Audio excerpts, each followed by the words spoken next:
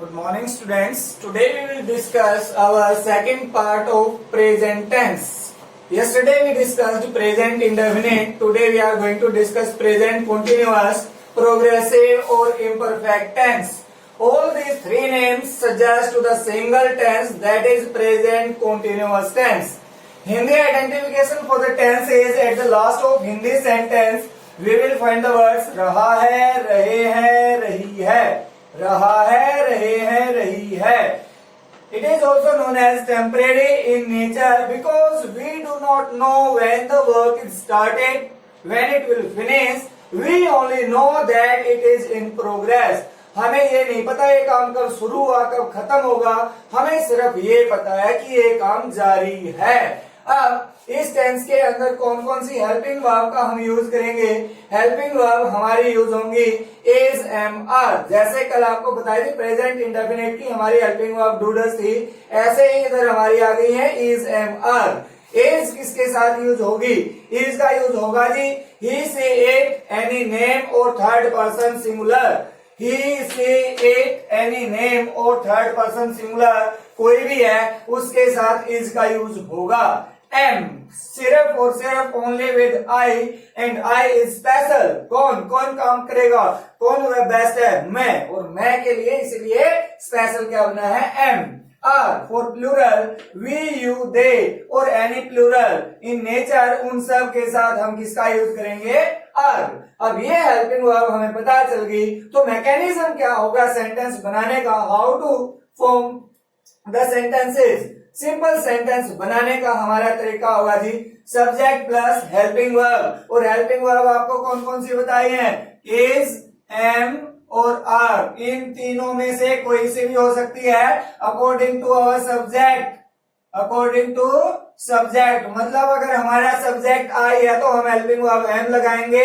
हमारा सब्जेक्ट हे से, इट और एनी नेम में से है तो हमें इज लगाएंगे. वी, यू, दे में से है तो हम किसका यूज करेंगे आर का यूज करेंगे. तो हेल्पिंग वर्ब प्लस वर्ब की first form plus I N G. Verb की first form plus I N G को V4 भी कहते हैं, मीन्स वर्ब की fourth form plus object. Last में आता है नेगेटिव सेंटेंस मीन्स नकारात्मक. और नेगेटिव में कल आपको बताया था हम यूज करते हैं किसका, नोट का. और नोट के लिए पोजीशन भी आपको बता रखी है नंबर 3. कौन सी, number 3. Subject plus helping verb कौन सी, इज, एम, आर. उसी की तरह according to subject plus not negative के लिए प्लस वर्ब की first form plus ING plus object. तो नेगेटिव में सिर्फ एक चेंज आया है कि हमने नंबर 3 पे नॉट ऐड कर दिया और नॉट का मतलब होता है न. Interrogative sentence. अब इसके अंदर हम फॉर्मूला लागू करते हैं जी 12-21. जैसे हमारा नेगेटिव के अंदर या सिंपल के अंदर था जो भी है सब्जेक्ट को हम नंबर 1 दो, हेल्पिंग वर्ब को 2 दें तो यहाँ पे ये 2 वाला 1 पे आ जाएगा और 1 वाला 2 पे चला जाएगा. हेल्पिंग वर्ब नंबर 1 पे, सब्जेक्ट नंबर 2 पे, वर्ब की first form plus ING plus object और लास्ट में क्वेश्चन मार्क जरूर लगेगा. अगर आप इसका यूज नहीं करते हैं तो आपका सेंटेंस गलत हो जाएगा. Interrogative negative. अब इंटरोगेटिव के अंदर नेगेटिव जैसे हमने सिंपल से नेगेटिव बनाया था सिर्फ नोट लगा दिया. अब इंटरोगेटिव से नेगेटिव बनाएंगे तो इसमें भी नोट लगेगा. और नोट के लिए आपको बता रखा है number 3 helping verb plus subject plus note. यहाँ पे देखिए नंबर 3 पे ही है वर्ब की first form plus ING plus object. लेकिन इसको लिखने का एक दूसरा तरीका भी है, उसमें हम नोट को नंबर 1 पे ला सकते हैं. लेकिन ध्यान रखें यहाँ पे जो हमारा नोट है वो कॉन्ट्रैक्शन फॉर्म में होगा. एजेंट, एजेंट नहीं आएगा इसके अंदर, आरन और एजेंट ऐसे लिखेंगे हम. एमेंट का यूज हम नहीं कर सकते इसलिए हम आई के साथ भी आरएनटी यूज होगा. इस प्रकार से आपको यूज करना होगा. तो ऐसे अगर हम लिखते हैं तो नोट को फर्स्ट पोजीशन पे ला सकते हैं, सब्जेक्ट वर्ब की फर्स्ट फॉर्म आईएनजी और ऑब्जेक्ट. अब यहाँ पे हमारा यूज हुआ है आईएनजी का. कैसे आईएनजी अलग अलग लगेगा वर्ब के साथ, जैसे कल हमने डिस्कस किया था प्रेजेंट टेंस के अंदर कि हम वर्ब के साथ एस या ईएस का यूज कर रहे थे क्योंकि सारे की सारी वर्ब प्लूरल बताई थी आपको, उनको प्लूरल से सिंगुलर बनाने के लिए हमने एस ईएस किया था. इसी प्रकार इस टेंस में उनको हम कॉन्टिन्यूअस फॉर्म देने के लिए, प्रोग्रेसिव फॉर्म देने के लिए आईएनजी का यूज करते हैं। लेकिन आईएनजी यूज करते हुए हमने अलग अलग रूल्स को फॉलो करना होगा। तो पहला रूल है rule of adding ING. Number 1 पे आपका जो रूल आएगा, ड्रॉप ई फ्रॉम लास्ट। कब करना है? जब हमारा लास्ट जो ई है वो साइलेंट हो, उसकी आवाज ना आती हो। जैसे कम, अगर आप इस वर्ड को एक बार भी प्रोनाउंस करके देखेंगे तो कम, यहाँ पे हमारे को ई की आवाज नहीं है, एम तक की है। राइट, इसके अंदर टे की आवाज है, ई की नहीं है। एडवाइस, इसमें से की है, ई की नहीं है। तो इस प्रकार से इन सब के अंदर हम ई को हटा देंगे। अब जैसे कम से हमने आईएनजी ऐड करना है तो COMING बनेगा। COME वाला ई हमारा यहाँ से हमें एलिमिनेट करना होगा, रिमूव करना होगा। ऐसे ही राइट आपका WRITING। तो आपको ध्यान रखना है, जहां पे ई की आवाज नहीं आती वहां पे आपको हटाना होगा। जैसे आप देखेंगे कि एक वर्ड आपके यहाँ पे लिखा हुआ है EEOE और YE के ऊपर, इसका कोई इफेक्ट नहीं होगा। लेकिन एक वर्ड बी है हमारा, उसमें भी तो लास्ट में ही है। जब हम बोलते हैं बी तो ई की आवाज आई, इसलिए यहाँ पे आई नहीं, ई नहीं हटेगा। जब हम आईएनजी जोड़ेंगे और ये बन जाएगा BEING, और इसके ऊपर कोई इफेक्ट नहीं होगा जब लास्ट में डबल ई है। SEEING ये यूं का यूं रहेगा। ऐसे ही OE SHOEING हो जाएगा। इनके ऊपर कोई इफेक्ट नहीं पड़ता है। दूसरे वाले में देखिए, रिमूव IE फ्रॉम लास्ट। अगर कोई भी हमारी वर्ब IE के ऊपर खत्म हो रही है, किसके ऊपर? IEDIE, मरना। तो उस टाइम पे आप क्या करेंगे? लास्ट में से हम IE को हटा देंगे और उसकी जगह पे लगा देंगे Y, और फिर आएगा ING। इसलिए DIE में जब ING ऐड करेंगे तो वो बन जाएगा DYING। तो इस प्रकार से आपने ING ऐड करना है। ये एग्जांपल है डाई, टाई और लाई।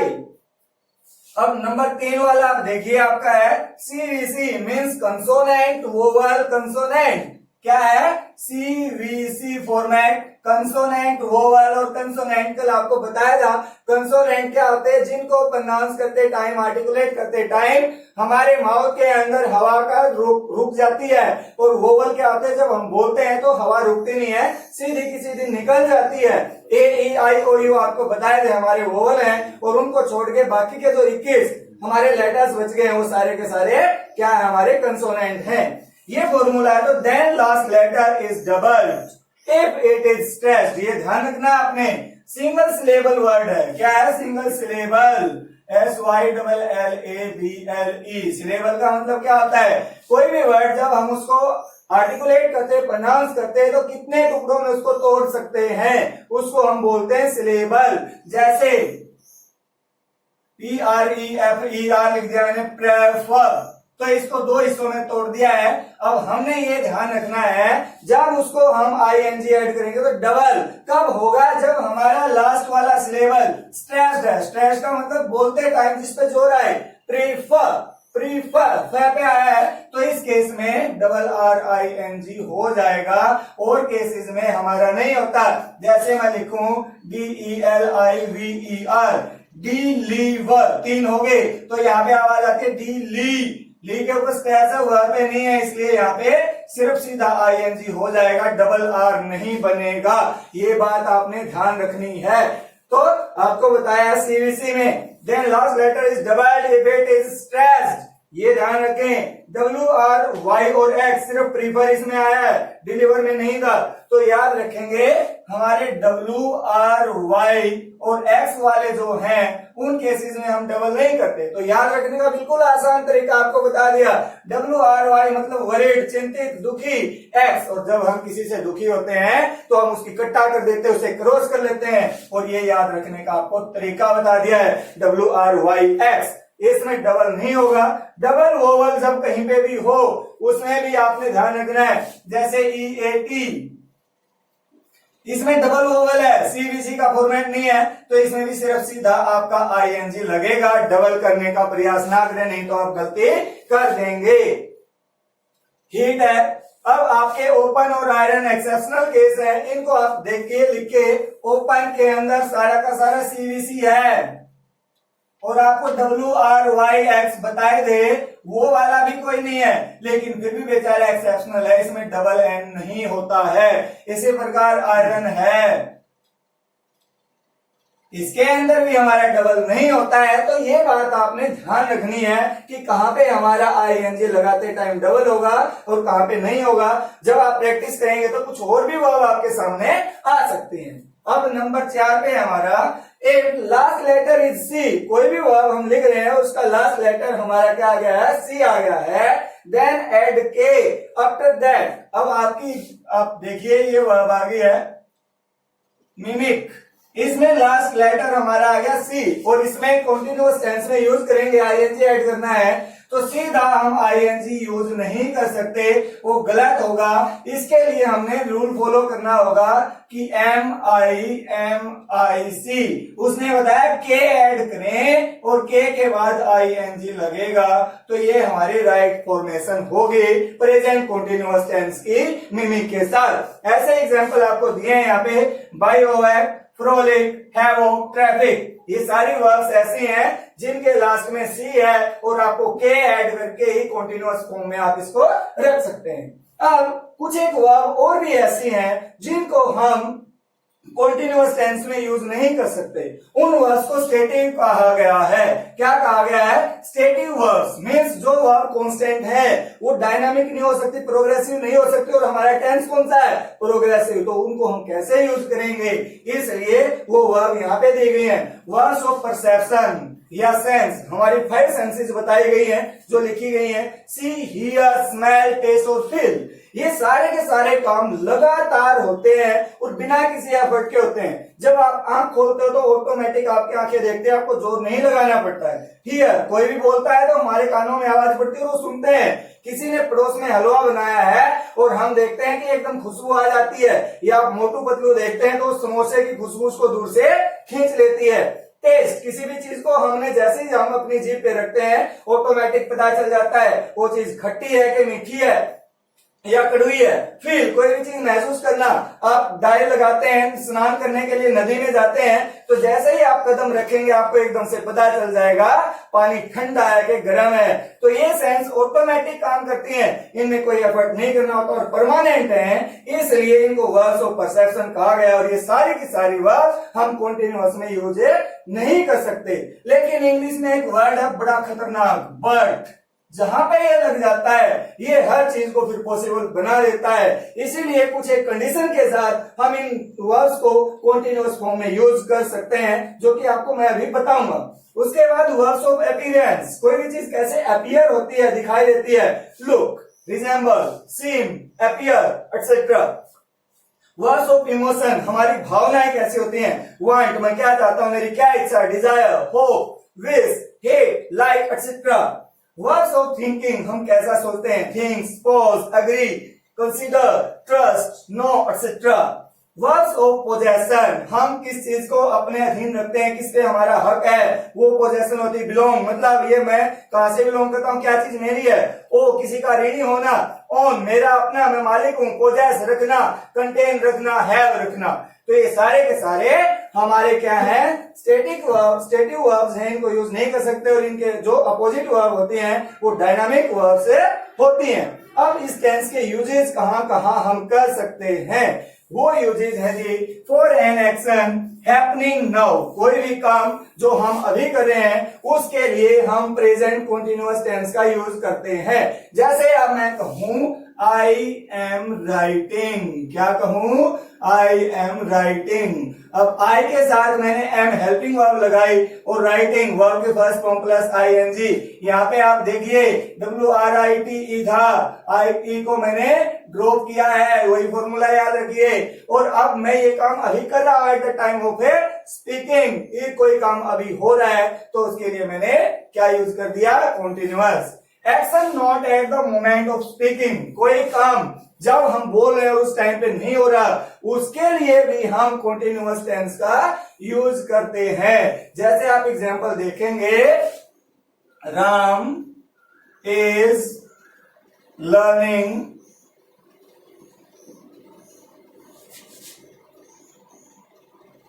मैथमेटिक्स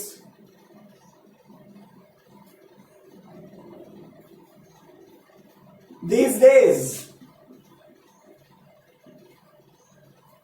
अभी यहां पे ये बता रहा है कि आजकल राम मैथमेटिक्स सीख रहा है, मतलब अब नहीं सीख रहा लेकिन उसका काम जारी है। वो जब भी सीखता है 1 घंटे 2 घंटे तो वो काम कंटिन्यू प्रोसेस में है, इसलिए action not happening at the moment of speaking for immediate plans. कोई प्लान हम एकदम से बनाते हैं कि मैं ये काम कर रहा हूं, उसके लिए भी हम कंटिन्यूअस का यूज करते हैं, लेकिन वो दिखता क्या है हमारा, जैसे फ्यूचर का हुआ, जैसे कल आपको बताया था हमारा प्रेजेंट इंडेफिनिट भी फ्यूचर को दिखा रहा था, उसी के कारण हमने टेंस को और टाइम को डिफरेंशिएट किया था। I am going to cinema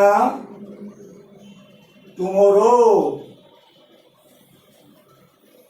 तो ये हमारे को सेंटेंस बता रहा है कि कल जाऊंगा, लेकिन हमारा प्लान्ड है और नियर फ्यूचर है, इसलिए इसमें हमें प्रेजेंट कंटिन्यूअस का यूज करते हैं। अब अगला आपका पॉइंट आ गया है जी, with now nowadays this days. जैसे मैंने आपको बताया था Ram is learning mathematics this days, तो उसमें दिस डेज आ गया है या नाउ के साथ। I am writing a letter now, I am teaching you now, तो उसमें भी हम किसका यूज करते हैं, कंटिन्यूअस का। ऑलवेज, कंटिन्यूअली, कॉन्स्टेंटली, फॉरएवर, इनके साथ भी हम कंटिन्यूअस टेंस का यूज करते हैं। लेकिन एक बात ध्यान रखें, जहां पे ये हमारे चारों आते हैं, ये चारों ये बताते हैं कि जो स्पीकर है, काम करने वाला है, वो दूसरे की इच्छा के विरुद्ध किसी काम को कर रहा है। जैसे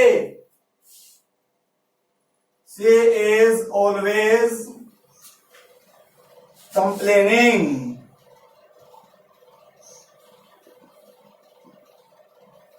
आप किसी को देखते होगे बार बार शिकायत लगाता रहता है, तो उसको सुन के कोई भी इरिटेट हो जाता है, चिड़चिड़ा हो जाता है, तो उसकी इच्छा के खिलाफ है। ऐसे ही कंटिन्यूअली,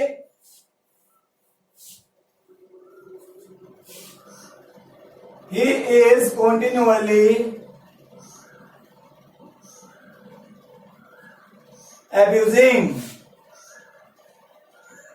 अब बताइए गाली सुनना किसको पसंद है, तो वो भी किसी की इच्छा के खिलाफ है। उसको देख के कोई भी जो अच्छा इंसान है वो उसको बुरा ही महसूस करेगा, तो दूसरे व्यक्ति की इच्छा के खिलाफ बोलने की ये सारी की सारी बातें इनके साथ हम यूज करते हैं। तो मैंने आपको बताया था कि ये बट इंग्लिश के अंदर एक बहुत ही खतरनाक वर्ड बताया था, डेंजरस वर्ड बताया था।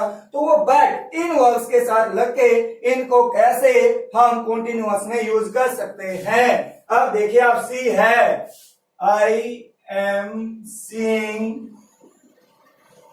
my teacher today। अब यहां पे आप देखिए मैंने सीइंग यूज किया है, जबकि आपको पहले मैंने मना किया है। यहाँ पे सी का मतलब देखने वाला नहीं है कि हमारी आंखें अपने आप देख रही हैं। यहाँ पे जो सीइंग है वो मेरे को बताता है कि मैंने एक अपॉइंटमेंट ले रखी है और मैं उस अपॉइंटमेंट के तहत अपने टीचर से मिलूंगा और मेरे को अपॉइंटमेंट मिली हुई है, तो वो हमारे को मिलने का मौका मिला है। तो मीनिंग चेंज हो जाता है सिर्फ उस सेंस में। हियर द जज is hearing the witness। अब जज विटनेस को, गवाह की बात को सुनना है, मतलब वो पूरा अटेंटिव है, उसको डिसीजन देना है ये चीज ठीक है कि गलत है। अब स्मेल का मैंने आपको बताया था, मोटू समोसे की खुशबू सूंघ लेता है, हमारे पड़ोस में हलवा बनता है उसका पता चल जाता है। लेकिन यहाँ पे द डॉग इज sniffing या smelling the explosive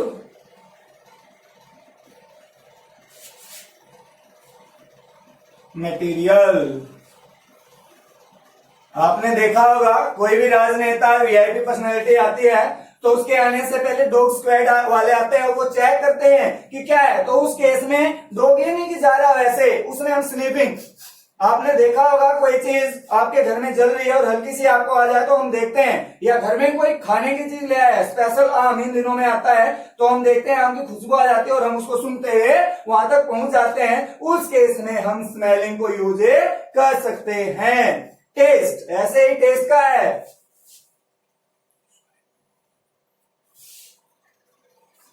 she is tasting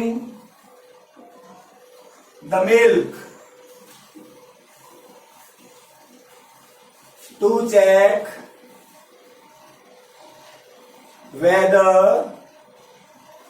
it is sour or okay। वो ये दूध को टेस्ट करती है, ये चेक करते हैं हम कि भाई वो चीज ठीक है या खट्टा हो गया है। तो इस केस में हम क्या करेंगे, टेस्टिंग, स्पेशल कोई चीज को महसूस करने के लिए हम उसका यूज कर रहे हैं। उसके बाद फील, महसूस करना आपको बताया था, पानी में जाएंगे गर्म ठंडा अपने आप पता चल जाएगा, लेकिन हम यूज करें तो the doctor is feeling the nerve of the patient। अब डॉक्टर पेशेंट की नर्व, आपने देखा होगा हम डॉक्टर के जाते हैं, हमारी नाड़ी के ऊपर हाथ रखता है और महसूस करता है, यहाँ पे वो एफर्ट कर रहा है, अपने आप काम में नहीं हो रहा है। इसी प्रकार ये और भी हैं, उनको भी हम अलग अलग तरीके से यूज कर सकते हैं, लेकिन कोशिश करें ज्यादातर हम इनको किस में यूज करेंगे, प्रेजेंट इंडेफिनिट टेंस में ही इनको यूज कर सकते हैं। We prefer to use this words only and only in present indefinite tense. Only with the help of this rules we can use them in continuous form, otherwise they are made for a present indefinite tense। So students, read the topic carefully, listen it carefully and make notes in your notebook if you want to have a mastery in this tense format। Thank you।